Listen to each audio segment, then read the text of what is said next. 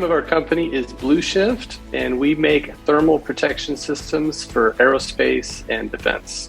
Thermal protection systems is 1950s rocket science. These thermal protection systems were cork and paint. And you have to think about when they re-enter the atmosphere, they get blasted with crazy amounts of temperature. And so thermal protection systems help the rocket survive both ascent and re-entry into the atmosphere. Our specialization is making a really high-tech, thin profile, lightweight alternative to that 1950s cork and paint.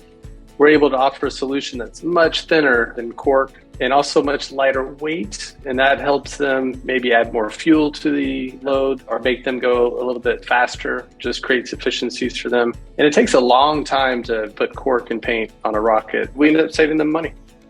Surprisingly, a lot of companies are still using cork and paint. We're starting to persuade them to use our technology, which is essentially a really thin structured air material, mostly made of polyimide, and then we'll add a superstrate, could be graphite, aluminum, a material called polyimide film. We make multi-layer structures which outperform cork with a smaller footprint.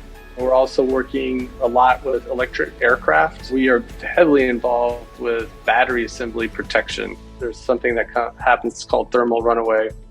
So our technology works really well for aircraft.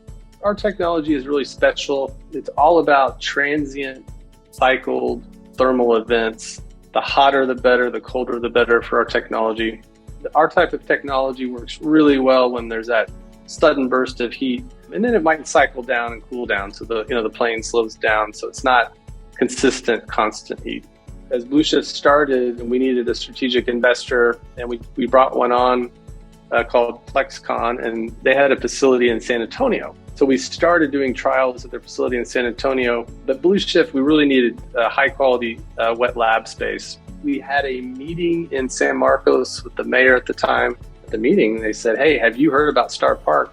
Unbelievable labs, brand new, unused. So it was really serendipitous. We moved in within probably 3 weeks and had an absolutely stellar experience there. The bigger Texas state infrastructure was really critical. We had a wonderful internship program there as well.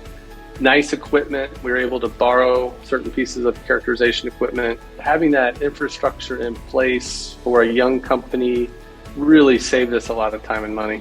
Innovation ecosystems really need talent. For our type of business, material science, you need chemists, you need engineers. Having an ecosystem where you can hire easily and also trade ideas with like-minded companies is super valuable. Central Texas is right up there. It's got a really great future as an incubator for new material science companies.